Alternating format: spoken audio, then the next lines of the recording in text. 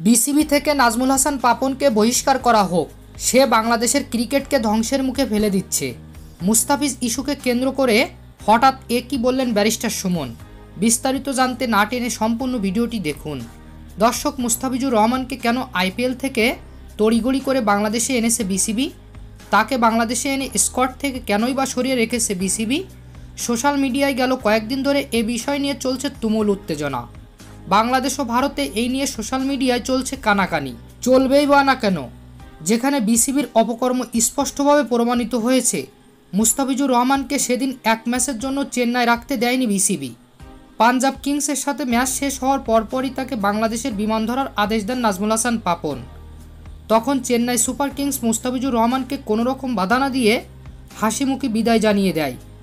নিজের দেশের ক্রিকেটকে এগিয়ে রেখেছে মুস্তাফিজ, সেজন্য তার পথে কোনোরকম বাধা সৃষ্টি করেনি MS ধোনিরা।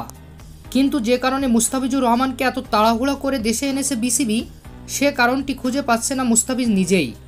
কেননা জিম্বাবুয়ের বিপক্ষে ইতিমধ্যে 3টি টি20 ম্যাচ খেলে ফেলেছে বাংলাদেশ, অথচ মুস্তাফিজুর রহমানকে এখনও পর্যন্ত কোনো ম্যাচও খেলায়নি। শুধু তাকে বাংলাদেশে এনে স্কোয়াডের বাইরে রেখে দিয়েছে বিসিবি। এবার বাংলাদেশ ক্রিকেট বোর্ডের এমন অপকর্ম দেখে সিলেট হবিগঞ্জের সংসদ সদস্য ও MP ব্যারিস্টার সুমন বলেন, আমি মূলত একজন ফুটবল প্রেমিক, কিন্তু নিজের দেশের ক্রিকেটের এমন কার্যকলাপ দেখে চুপ করে বসে থাকতে পারলাম না। মুস্তাফিজুর রহমানের সঙ্গে বিসিবি এটা অন্যায় করেছে। তাকে ভারতে আয়োজিত IPL থেকে শুধু বাংলাদেশে এনে ঘরে বসিয়ে রেখেছে। এতদিনের পার্পেল ক্যাপের মালিক থাকতো সে। বিসিবির এমন বাজে সিদ্ধান্ত পাল্টাতে হবে, নয়তো ভবিষ্যতে নিজের পদ হারাতে পারে নাজমুল হাসান পাপন।